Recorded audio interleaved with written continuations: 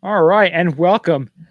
So this is the initial Under the Ropes podcast, which is a spin-off of the Highfalutin Ski Bum podcast. It's all still kind of the same thing, but decided to break it up, give things a try, have the main topic. I was late on the sound. Sorry. Late to the dance. So what we're doing is we're breaking up the podcast now. Instead of having it all together, have the core ski section as the regular podcast, and then the other stuff that if you're only into skiing and riding, you don't really care about the gondola, the under the ropes, that's cool. The regular podcast will be for you. If you like the other stuff that we've always talked about, welcome, friends, because this is where we're going to talk about it. Yeah. You listen to them both. It'll be like assembling your own full podcast. It's going to be like the old podcast was a peanut butter cup. And now we have the chocolate podcast and the peanut butter podcast. Like a deconstructed meal where they do that. Where they have everything separate. We've deconstructed the podcast is really all that we've done. And you could reconstruct it in listening, the act of listening. Perhaps it'll be like the Star Wars multiple trilogies, how some people say there's a different order to watch them in. You have to watch, you kind of scrap the Phantom Menace, and then you watch the original first two, and then a bunch of the other ones, and kind of like that. I get it, but it's too much thought put into a set of fucking movies. You know what I mean? Just if you want to start from the beginning and you never saw it, all right, maybe it makes more sense. But I tell you right now, you're going to be pretty disappointed when that Star Wars comes out and you're like, this graphics suck on this. You know what I mean? It's going to be different. I mean, when you watch the original trailer. Right. Or the original trilogy, I mean. I know so you're going to go from like a really new one to a old one back to a newer one, you know? So I just think you'll be disappointed. Yeah. But the story is so much better in the original, obviously. Or just start the way they were released. So basically what you're saying is listen to the 231 episode of the podcast and just tack this one right at the end of it. I think that's what you got to do. That's not a bad idea. You know, it's kind of like going back to what you used to be. It's the throwback episodes. The throwback. There's all the other information. Froze back then, remember? Yes, it was a simpler time, right? I was taller. Shorts, big froze. Exactly. Yeah. We're more extreme. Hucking Corbett's. Yeah. Remember, you lost like 800 pounds. I got shorter, balder. You know, just a lot of crazy stuff happened. Crazy stuff. Yeah. Oh, if those times could talk. If you ate ice cream every day, because I know you love ice cream, how heavy do you think you would get? Dude, I haven't had ice cream in months. Like, I'm just saying, if you just said, fuck it, I'm going to eat whatever I want.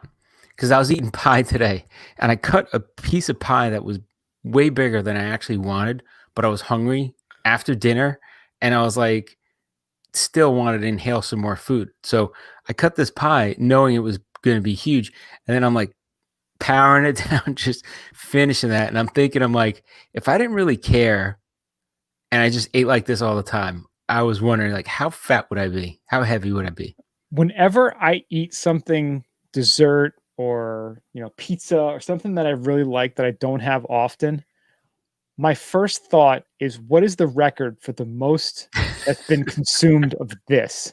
It's such a demented way of thinking. I forget what it was that I had. I think it was like tiramisu or something. I had like a cup of it and I was like, oh my God, this is so good. What is the record for the most tiramisu eaten? You could break it. Sitting? And I'm like, I wonder if I could break it. That's just how my brain computes and works with, things that I really wanted to do that Vermonster up at Ben & Jerry's. God, yeah. See, you should have done it because I was like, I'll hang out and watch. I'll videotape this. I don't care. It's the bananas. The bananas is what kills me there. 4 bananas? Like, I think I've eaten 4 bananas this year total. And a freaking brownie in it, right? And I can work with the brownie. What was the last time you ate 4 bananas and a brownie? Like, isn't there also like 6 cups of walnuts too? Yeah, and that's not even counting the ice cream. It's like, that's how they got to get you like that. Because everybody would be walking in there and just, oh yeah, I'll eat it. Free Monster, please. That's right.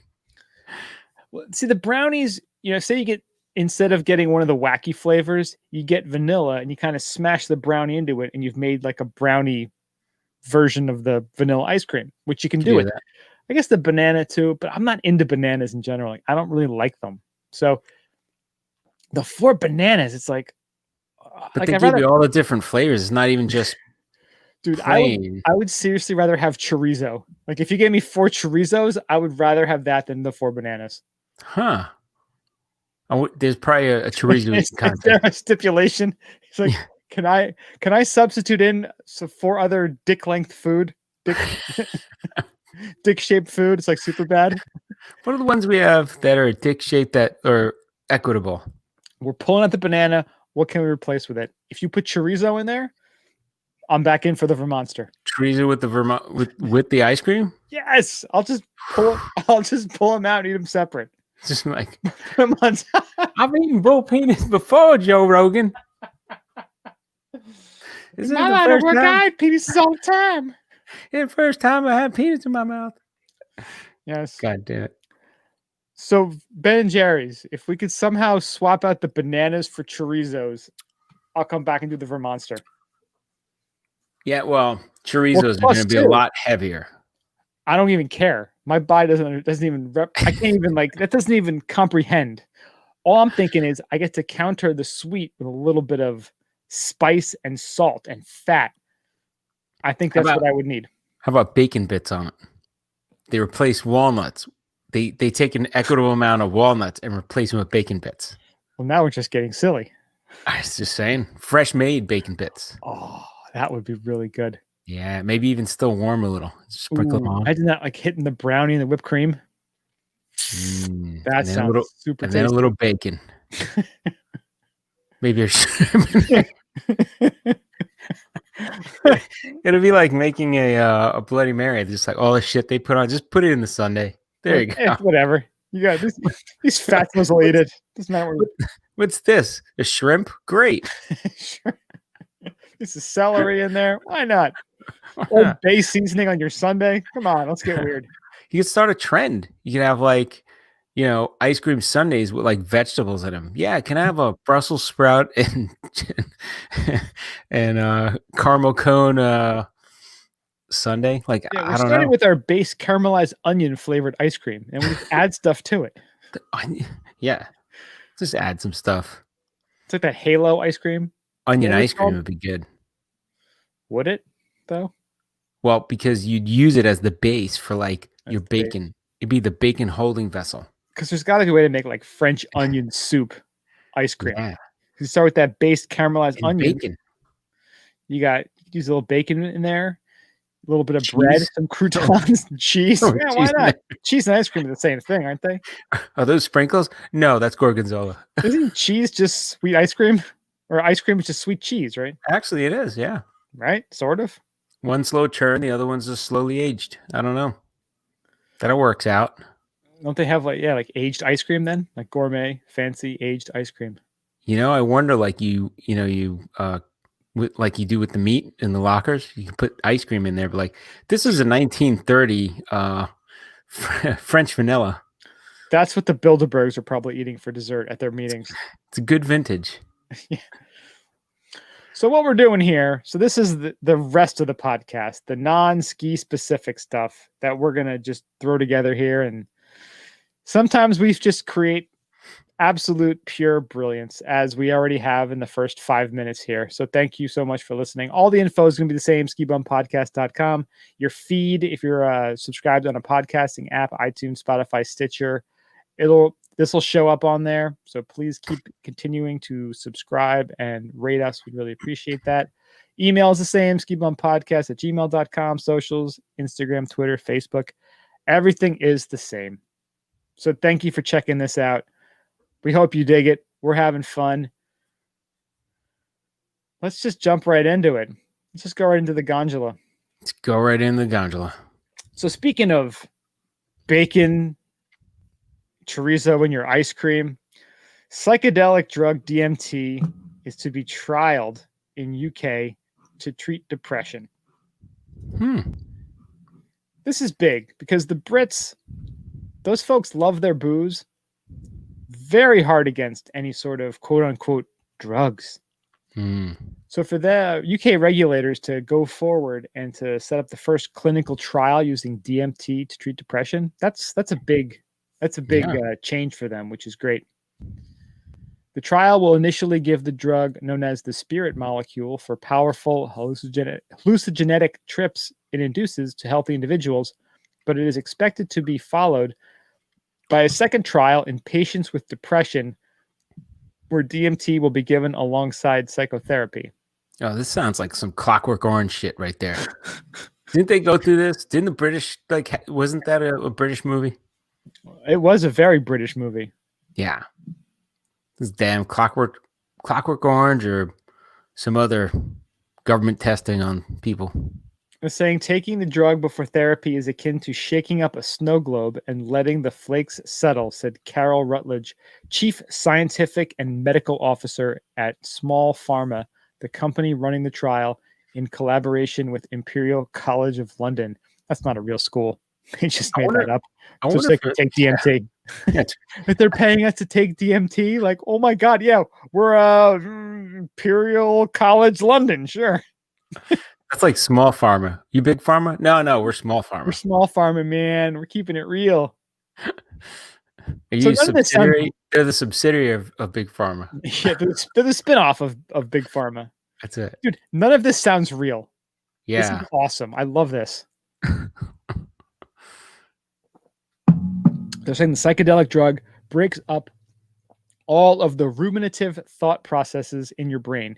It literally undoes what has been done by either the stress you've been through or the depressive thoughts you have, and hugely increases the making of new connections. So they're saying the psychotherapy session afterwards is the letting things settle piece of things. It helps you to make sense of those thoughts and puts you back on the right track. We think this could be a treatment for a number of depressive disorders besides major depression, including PTSD, treatment-resistant depression, obsessive-compulsive disorder, and possibly some types of substance abuse. Man, this all sounds like a Jason Bourne brainwashing kind of thing. Like, you gonna make super agents, or he's gonna start controlling people's brains or something. It's cool that they're doing this, though. It's awesome that they're just trying this out, because for so long we've heard there's been like anecdotal evidence of this working and really helping people. And now to have a controlled study where they can take an honest look at it. And that to me is the thing that's pissed me off so much about all the substance control acts and, you know, controlling of marijuana, making it a Schedule I drug. It's really lazy, greedy politicians just trying to vilify something without having, again, only anecdotal evidence, without real positive evidence saying this is bad or wrong. If you look at marijuana, they said back in like the 1920s, they said it made Black and Mexicans who took it think they were as good as white people and would get with white women. That was the MO for it back then. So that's when they came up with the initial ban in the 30s. 1937, I think, was the initial ban on marijuana. And then after World War II and the Cold War, they continued to vilify it. But now the story was it turns you into a pacifist. We can't have any pacifists. We got to fight the commies. This shit'll make you a pussy. Like, we can't have that. Yeah. So they kept changing the narrative. And then in the 60s and 70s with, you know, the hippies and the anti-war movement, it was actually documented by one of Nixon's people that he said, we can't lock up these hippies for protesting. Let's just take whatever they're consuming and make that a Schedule I drug so we can lock them up for it.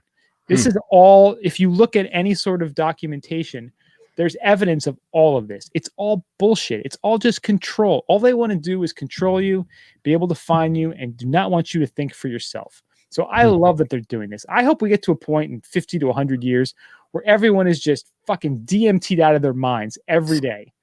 So I'm just robots curious, are going to do all the work by then. I'm just curious, like, what would, like, they're saying it's found in several plants, you know, the ayahuasca is what it's, but like, Do they Our have body street makes drugs it. for this? Dude, our body makes it. It's just the way Really? our there's an amio inhibitor that also prevents us from tripping balls all the time. Oh, the fucker. But you know, Right? somebody must have some sort of disorder where they don't have that enzyme, or They might be in an asylum and people don't realize he's they're just just tripping all the high time. as fuck right now. Maybe Elon Musk. Maybe he's tripping all the time. Doesn't even realize it. He's just DMTing all the time naturally. He has some sort of zygote. Isn't a zygote a baby? I don't know. An enzyme. There's Yeah. something in his body that's preventing the stopping of the DMT from tripping him out. So he's just tripping and thinking and creating brilliance every single day. Oh, what was that Jason Statham movie? It's like that. Crank? Crank. Crank 2? Crank 1, Crank 2. He didn't die when he jumped out of the airplane? Nope. Spoiler alert. No, he didn't. No, he didn't. Dude, those are two, like, again, I wish they had the trilogy. I wish they would really finish it off. Those movies are so underrated for how just hilarious and ridiculous and awesome they are. And I love that Melanie. I know. Has she not seen it? No, she hasn't seen it. I'm like, it's great. So I'm trying to explain, like, and as I'm explaining it, I'm like, I feel stupider for even. I just feel very stupid explaining and saying that this is a great movie. You got to watch it. It was just funny. I'm like, yeah, he's like, his heart's gonna explode if he doesn't do cool stuff. So he jumped out of a plane, has like sex in public, and doing all this driving like crazy. And she's looking at me like, what the fuck are you talking about? Just is that the way? I can't remember if the first one or the second one is where he's having sex at the like the horse race.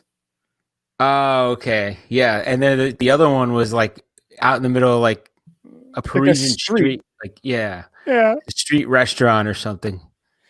It's like if you haven't seen this movie and you want to, I mean, it got a 6.9. They're entertaining.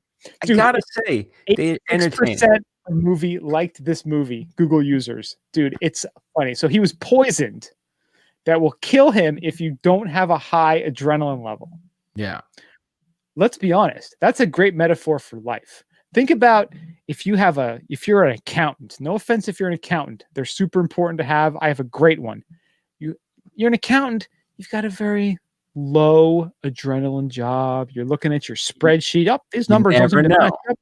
You could be an accountant for the mob, and then you're under pressure a lot. What if? Well, I don't think you're truly an accountant. I think you're a bookkeeper at that point. Hey, you're a CPA.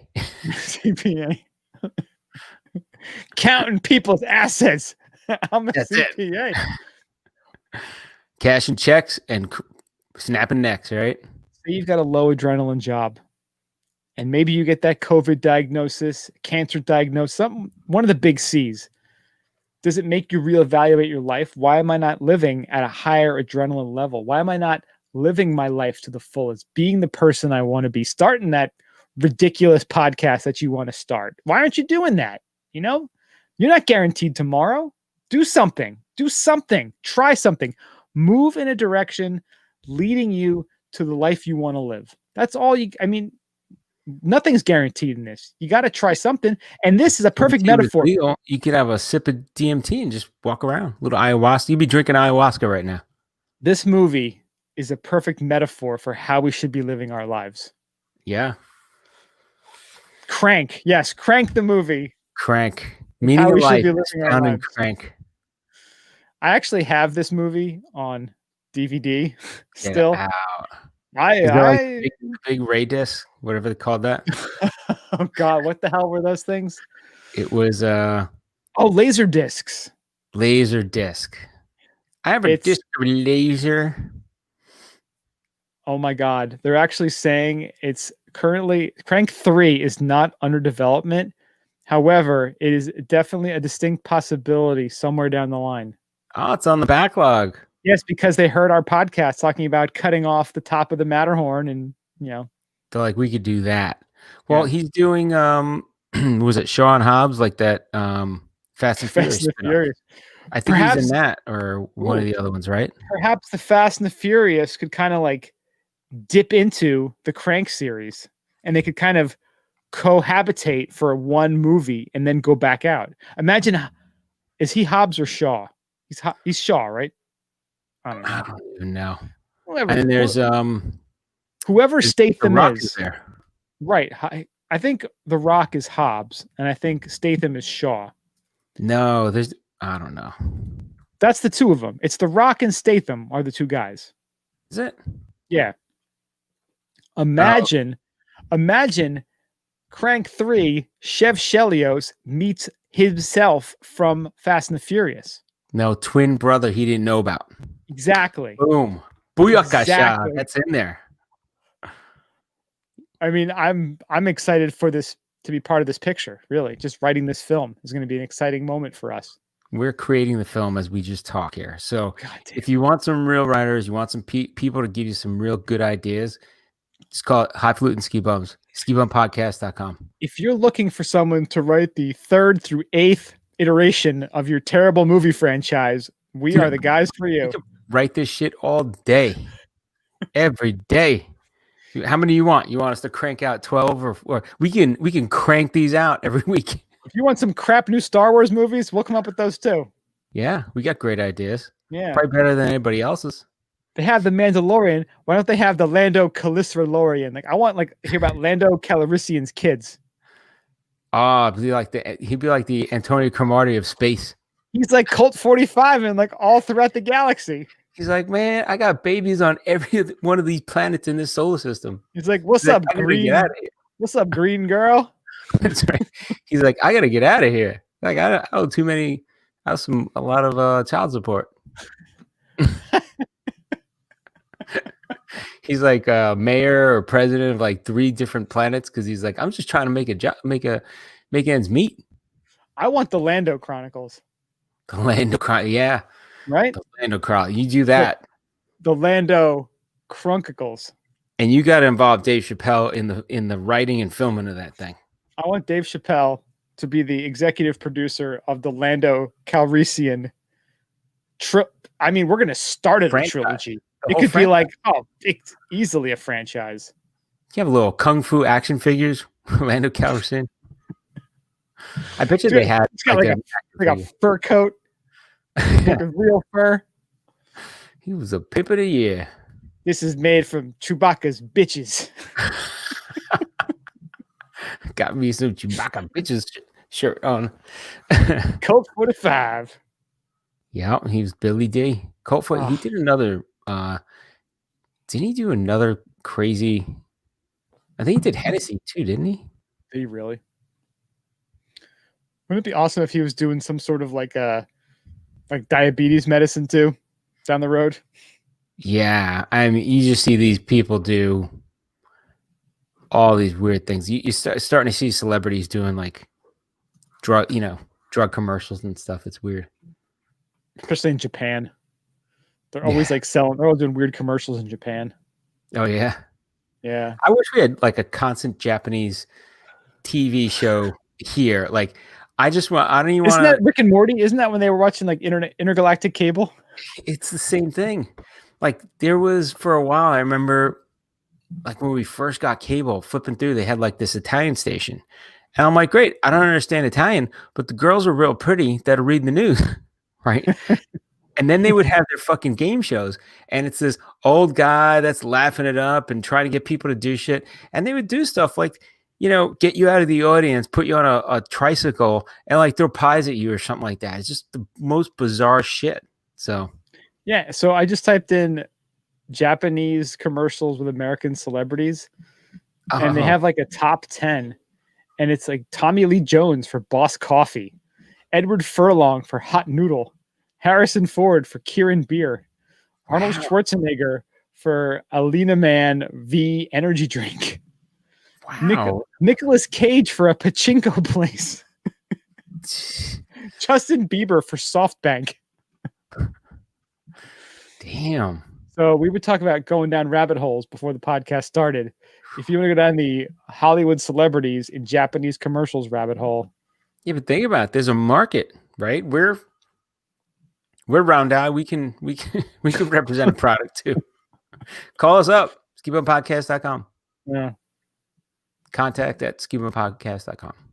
That's it. So yes, we're pro DMT. In case you couldn't tell. All right, next up we have the House approves marijuana research bill days after voting to federally legalize cannabis. So the research bill, well, federally legalized cannabis was for is that for consumption or for that's federally legalized it. Yeah. Those full on.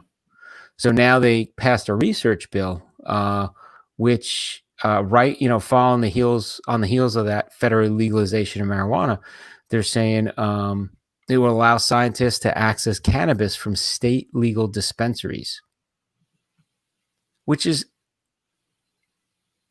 So think about that. So if you're allowed to get it from state legal dispensaries right now, what do you have to do if you're doing marijuana research? Grow your own, right? It's kind of that's where the gray area is. That's why people really aren't doing anything with it.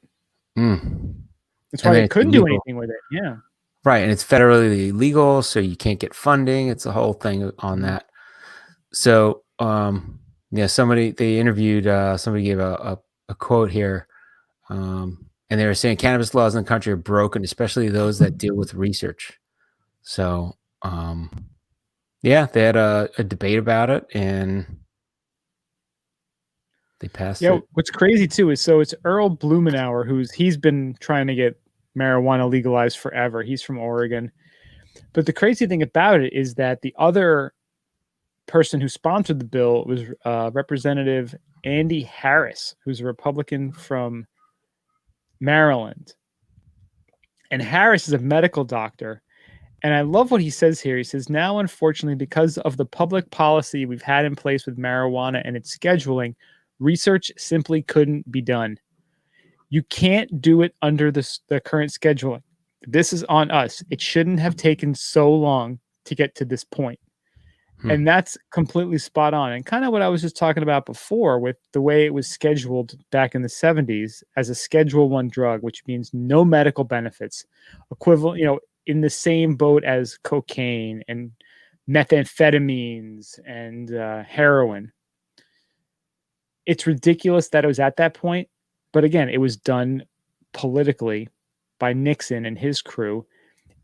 And to undo something like that is always such a big, it's so much more to do that than it is to just to start from scratch. If something was just had no status, if it was neutral, to get something.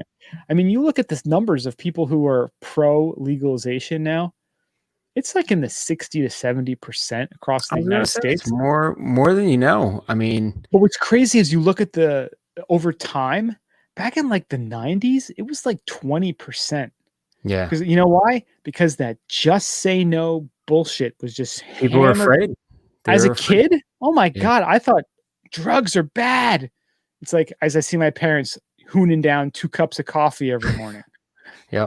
Boozing every night. Like those are drugs, but they're not drugs. That's just coffee and alcohol. That's not a drug. It's just a drink. What are you talking about? Everybody's able to justify their particular drug of choice, and everyone else is an asshole because they use something different. And it's unfortunate because again, it throws the baby out with the bathwater. There could have been 3 or 4 decades worth of research at this point. And that's why what drove me so mad about the whole political system this year with the election is that you have people going, well, follow the science. And the problem is, I don't know what the science is. Like, I don't think you do either. The person who's trying to fix health is follow the science because everything is skewed now. Everything has become political. It's not just, oh, you know what? I don't really know the answer to this. I haven't done any research. I don't know. You almost have to have an answer and a stand for everything.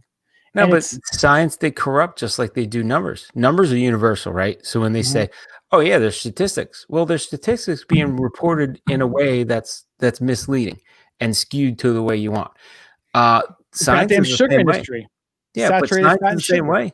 They take it, they spin it, and there you go. We did a study, and they make it all complicated, so you get the glassy-eyed look when you're talking, when you're listening, and they try to wow you with these big words and concepts and lead you down someplace that zones you out.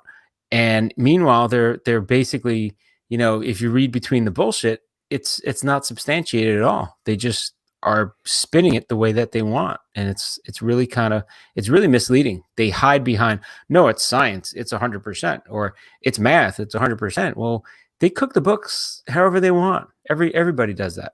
Yeah, it's skewed science to get the result that you want, because a Yeah. lot of times with this quote unquote science that you're saying we have to follow, unfortunately, a lot of times you're starting with an outcome that you want, and you're going to skew Back your into data. it. Yeah. Exactly. You're going to back into that solution, which Mm. is really unfortunate and detrimental to all of us, really. And it's Yeah. the same thing is going on with what's happening with marijuana. They wanted it illegal, so they found ways to make it illegal, even though it was undeserving. And there are so many pioneers that have just been fighting the last 3 or 4 decades to get this legalized. And unfortunately, a lot of them have passed over the last few years, but it's incredible that I think about myself when I was in grade school, and the just say no just being hammered in your head, and to from that to now be at where the House of Representatives actually passed to legalize marijuana. I mean, it feels like there's back then it seemed like it was never going to happen. It could never happen. It was only the Yeah. crazy hippie guy in the van who's got the legalize it sticker, and you're like, oh, that friggin' dorky loser, haha. Right. And then you He put was in he was yourself ahead in of an the game. image. You're putting yourself in an image, and everybody else is putting you in this image of, oh, that's who you are. The stereotypical, stoner that lives in a van down, and just hangs out all day, Yeah, and it's again, it's stereotypical, and it goes back to the whole Gandhi quote. Like first they ignore you, then they laugh at you, then they fight you, then you win. And that's exactly what this is for a lot of those folks. The Tommy Chongs, like those guys who've been fighting for this for decades, Yeah. who have gone to jail. Who there was I think, do we have it in here as one of our stories? The guy who's been in jail for Oh, the like 90. Well, yeah, he's the like guy 90 that, years old. He's been in jail for like 70 years or so yeah. for marijuana. For marijuana, you're in jail. Like, it's a plant. Are you in jail if you have basil? You go to the grocery store, you buy a whole bunch of other goddamn plants, and you're good to go. Yeah. Yeah. We didn't have that story in, but Yeah. that was last few days. I remember hearing that. Yeah. The oldest marijuana convict is like 90 something years old. I mean, any prosecutor, any police department, anyone who was part of putting that guy in jail, they should be absolutely embarrassed. They really Yeah. should. Like you see, I know I follow a bunch of like smart ass libertarian people on Twitter, and you'll see a picture of, they showed one, it's like a pot bust, and like the whole police department will like be on display, and they'll have Oh, yeah. all the booty they require. They're and they're all standing there all tough. I saw one. It was like a bag of weed and like $300, and they're like standing there like we stopped drugs from happening today, and they're all a bunch of fat, out of shape, like disgusting people. Wow. And they're so proud of their big bust that they made. And meanwhile, Embarrassing. the actual Pathetic. bust was a lot more bags and a lot more cash. Yeah, seriously, right? It's crazy. Yep. All right, last up, cannabis review site Weed Maps agrees to $1.5 billion deal to go public. That's a big deal, man. Billion. Damn, just for telling people where to find weed. That is a great site, though. So WM Holding Company, a cannabis technology company, which operates the online U.S. platform Weed Maps, where users find and rate marijuana sellers, said on Thursday it has agreed to go public through a merger with Silver Spike Acquisition Corp.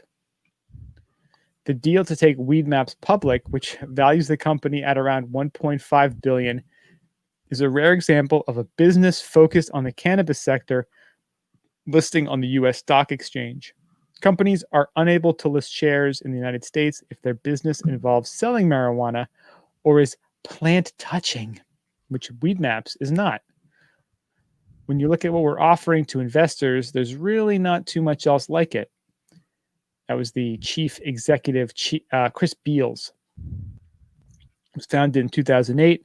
They expect to receive gross proceeds of up to $575 million from the deal, in part from proceeds Silver Spike had raised, and also through $325 million in a private investment in public equity or PIPE transaction. Investors in the PIPE include funds from the Federated, Hermes, Kaufman Funds, Senvest Management LLC, and AVF Partners.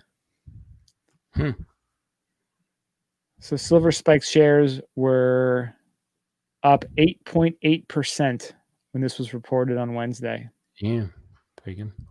Yeah, it's pretty crazy. So Weedmap is on track to deliver $160 million in revenue and has been profitable for its entire 12-year history. That's wild. It's crazy. Just all think about the market. Nobody else is advertising anywhere else because weed is taboo. So they came in and said, hey, we'll create a whole site just on weed and tell you where to find it. And you know what they're carrying? A lot of advertising for a lot of people that are making a lot of money right now from weed. So it's excellent business model. And hey, you know, it's a great site, and it's great to see them getting paid too. Yeah, good for them. Getting paid. Way to go, Weedmaps. You go, young blood. All right, and that wraps up the old gondola. So now we're going to go into your favorite and ours, Under the Ropes. So, Mario, want to kick us off? This is... Yeah, I was going to switch these up, but I think we'll go with it this way. So let's start off. Vladimir Putin's Doomsday Plane is broken into and robbed of equipment. So I guess back in when everybody was creating these planes, U.S. had the Air Force One and all that stuff. I guess that's when they kind of had a plane like to start. And they say the first such ones flew since 1985. Which is around when the big Air Force One came around. I think Reagan did that, right? Was that a Reagan thing? I think it might have been a Reagan thing. And then it was refitted and stuff like that. So, but it really, like the big 747, I think that came around with Reagan. I'm not sure. They actually had a show on it, and I don't remember. But Russia's so-called Doomsday Plane, which is, to be used by Vladimir Putin in the event of a nuclear attack. It was broken into and stripped of his equipment. So it's an Ilyushin 80, was undergoing maintenance in Tatanrog in southern Russia when the thieves struck, breaking into cargo hatch and swiping $13,000 worth of gear, according to Moscow Times. So shoe and fingerprints were found inside the plane. So, oh boy. Putin spokesman Dmitry Peksov said the robbery was a, quote, emergency situation, unquote, and promised that, quote, measures will be taken to prevent this from happening again in the future, unquote. So they did not specify what was stolen because they probably had shit that they don't want anybody to know about. So besides the story being so awesome, I love that the New York Post, the sidebar, has all these other Putin stories, and they're all like a Putin page. Dude, they're all fucking gold. Vladimir Putin allegedly has a secret love child with cleaner, now worth $100 million. Putin's ex-son-in-law reportedly acquired $380 million in stock for $100. Awesome. Now, I will say, the cleaner that Putin had the child with is absolutely stunning as far as cleaners go. I mean, this isn't like a Putin hand-picked cleaner. This isn't like a Oklahoma getting your condo cleaned after your Airbnb kind of cleaner. This is like a holy shit. Yeah. Yeah, she's a smoke show, and I think there's only a couple of things that she was actually cleaning. Let's be honest. cleaning 2 things, and they're on Putin's midsection. These pipes are clean. Cleaning some pipes and some balls. That's all she's doing. For sure. Wow. So did it actually interviewed say, her right at the strip club? So did they actually? Oh yeah, she was a French maid at a Kiev strip club, which is that still makes her cleaner. How did we not know this? She's a goddamn French maid. French maid. She wore a French maid outfit, thus she's a cleaner. She's a French maid. You come home and clean my house. Okay. You pay me a lot of money. Okay. So now, did they actually say what was stolen from the plane? No. His pride. What the hell do you think is in Putin's Doomsday Plane? You think it's like Playboys from the 70s and 80s? It's fucking Tonka trucks and like Pokemon cards. I mean, if you're Putin and you're thinking, this is my Doomsday Plane, this is what I'm going to survive on. I just imagine it's like all like fucking S&M shit in there. He's like getting whipped. I was thinking old Playboys and like Kit Kats. Just like some snacks, some treats. I don't know, man. That's fucked up. Maybe a video game, little Atari in there, like a Game Boy. So what was big in 85? It's probably like the same shit from 85. Like, that's what I'm saying. Like, you gotta think, when was shag carpet, goddamn wallpaper, and the goddamn. Like when Putin was a child, when he was a young man, like what were the things he was super into? And you gotta think it's probably that. Yeah. You know, like an Atari with like a hockey game, because I know he's a big hockey guy. Oh yeah. Total sniper. He's a skating rink in there. Can you imagine that? A fucking skating rink in it? He's got his little fit guys. He's got his Zamboni, a Yeti cooler, and a Zamboni, and he's gonna make his own ice rink. He'll be fine. That's it. He's probably like on that plane, like in his hockey gear, watching some Russian like hockey game on like a little TV. They're like, yes, sir, your hockey gear is radiation proof. He's like, okay, good. I would accept nothing less. Fucking Putin. Goddamn Putin, man. Yeah. Goddamn Post. They're on it. I like it. They're all over it. So yeah, their planes were built to withstand electromagnetic pulses and have few windows to shield its passengers from nuclear explosions. Made in 1985, the golden era of Russian innovation. Oh, that's funny. It's great. I love that. Had that thing jacked. Well, you know, some people are going to be disappearing soon. Things are on eBay right now. The whole plane. They're like, we'll steal it later. Yeah. Next up, I think y'all know our catchphrase. Besides weekly audio ski trip, it's yacht to yurt. Yacht to yurt. So there's a new release this week of the Inda Mega Yacht. It is 120 meters. Damn, that's beautiful. Giving a full-on Transformer vibe with its expanding beach club. Yes, it has a beach club built into the goddamn yacht. Equipped with patented rotating transom bulkheads, the swim platform opens out to an expansive floating terrace, complete with sun pads, lounge area, gym, sauna, and tender access. Did you see the picture of it? I sure did. That second picture, and it's just like it's basically the back extends out and has this gigantic platform now. It's so dope. Like it's awesome. It's almost beyond words how dope it is. Yeah, and it looks like sleek and futuristic, and even the tinder's like the same style. Yeah, the above on the upper deck, there's a pool, while a jacuzzi and helipad are located on the foredeck. The interior offers 12 guest cabins, including an owner's suite with a private balcony, as well as quarters for up to 32 crew members. Dude, that jacuzzi holds probably like at least 20, 30 people. Oh my God. Right? It's like a jacuzzi / pool. Yeah. It's just gigantic. A sleek steel hull and aluminum superstructure complete the futuristic vibes, while solar generating surface coatings, vertical wind turbines, a diesel electric propulsion package, and 4 MTU 16V engines will keep you cruising clean at a top speed of 24 knots. Wow. Clean diesel. Clean. Look at that. You're actually improving the planet by getting this yacht.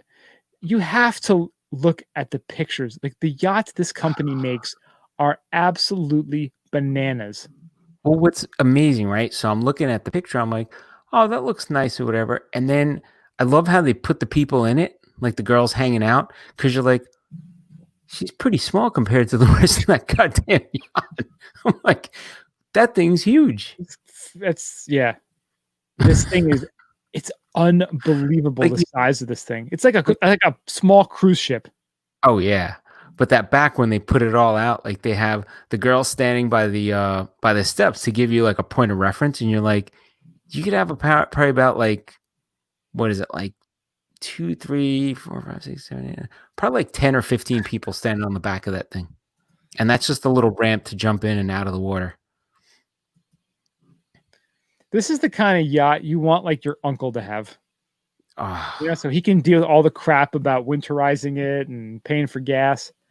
You're like, yeah, I'll find a way to get out there. I'll find a helicopter to take me there. I'm sure going out on the boat. Okay, I'll meet you on the boat. Right, that's it. This isn't like some little 12-foot dinghy or something here. This is a serious nautical vessel, and it's got like 4 decks and then the platform to hang out with all your toys. Oh my god! Like, I can't even put into words how awesome this boat is.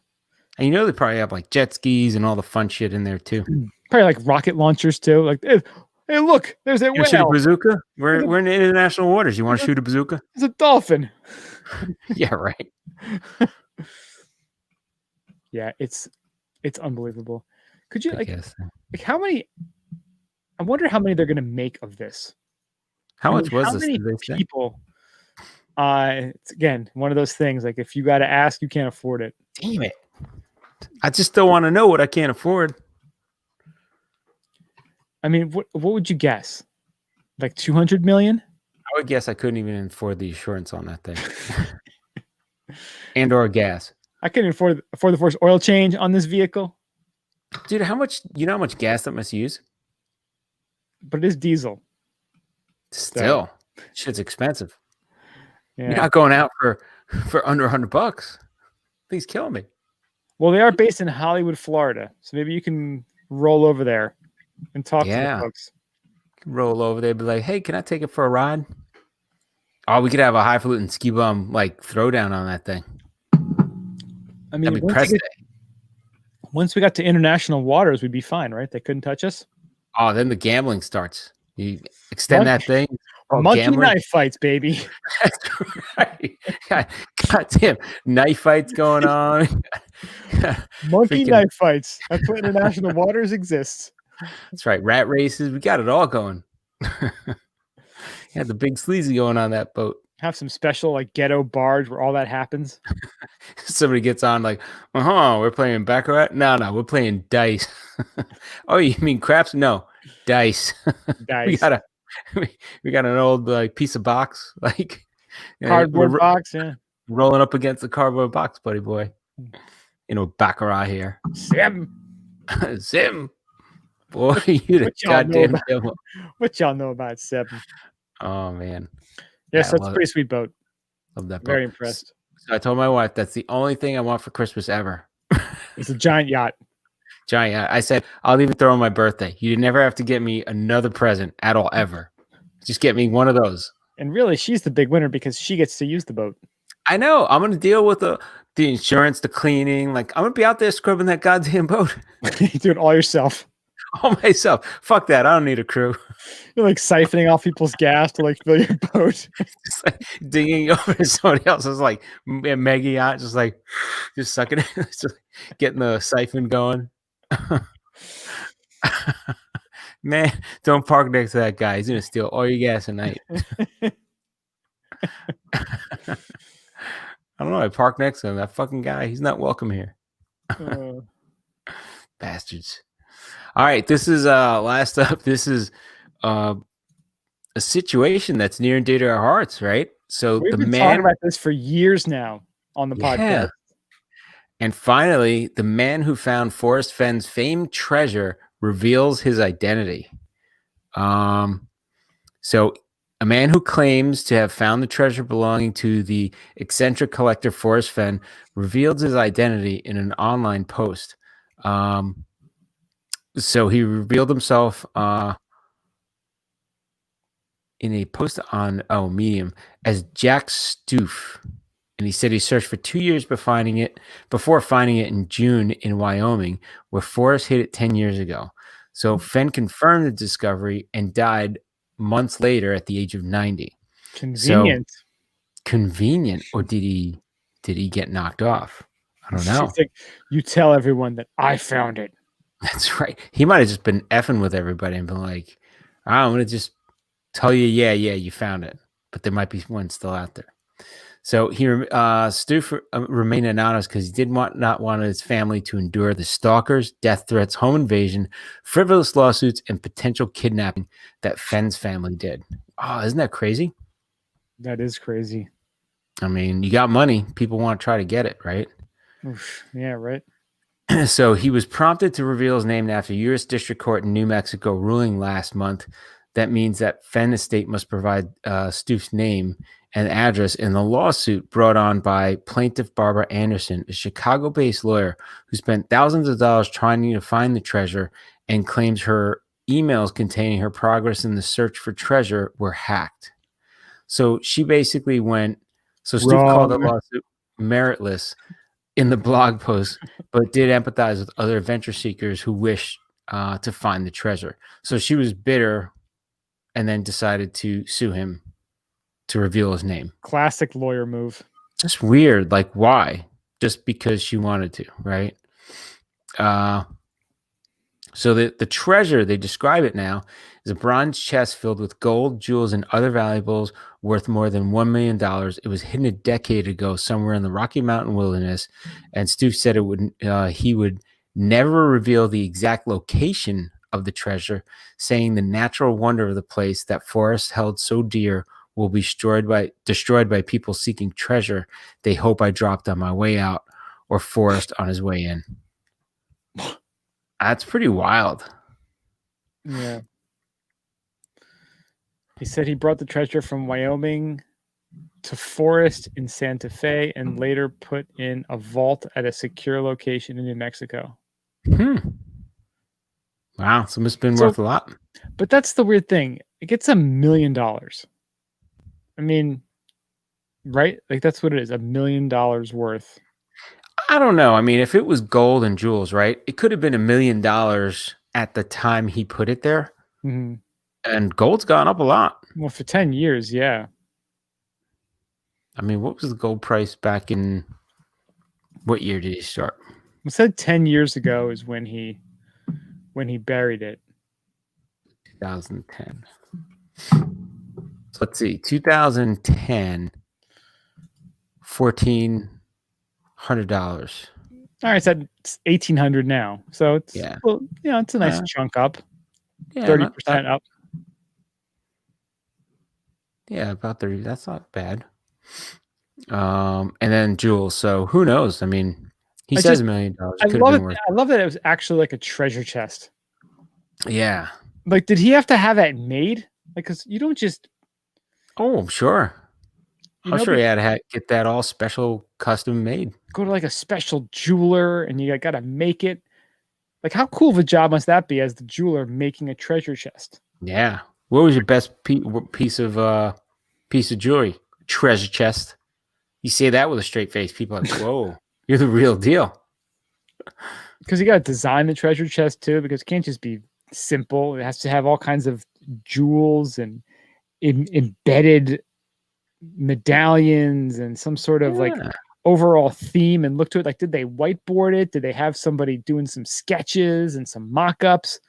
Or do you just go, yeah, I'll take treasure chest number 3, that design up there? Yeah. Because you want it to, because whenever you watch a movie and they find an artist to do it, and you gotta have renderings and like a whole like theme to it and a design.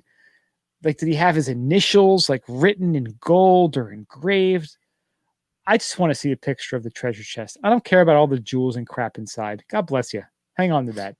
Well, think about it. Like, so to do like a casting, right? They actually do the cast. They'll carve it out. Then they do the relief, and then they do the actual casting, right?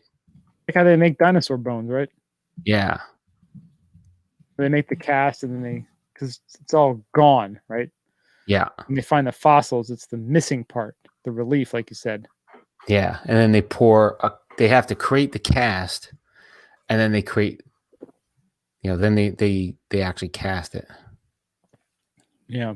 Treasure chest designer. Like, is that like on LinkedIn? Could you look up treasure chest designers? Designer. That's a good one.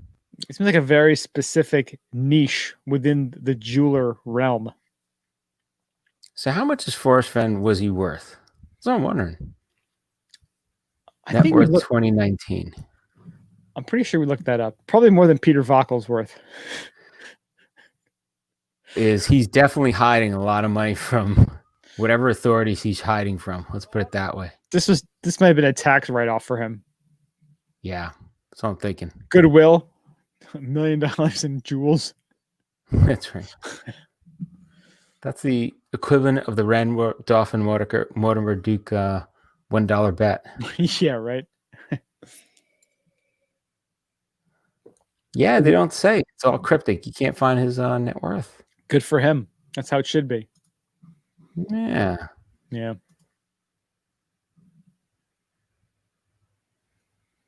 All right. Well, congratulations, Doug. That's his name, right? Mr. Stoif. And we're probably Jack. I don't know why I thought his name was Doug. Jack. Messing it all up. Congratulations, Jack, on finding it. Yeah. He might have found the treasure, but we can't find his last name. Let's put it that way. Can't find the pronunciation. Pretty awesome. Well, thanks everyone for checking out the first iteration of the Under the Ropes podcast. We hope you enjoyed it. Check us out, skibumpodcast.com. We're on all the socials, Instagram, Twitter, Facebook at Ski Bum Podcast. Send us an email, skibumpodcast@gmail.com. Subscribe and rate us on your favorite podcasting apps. Thank you again for listening, and we'll talk to you again next week. Stay high, stay fluting. See ya.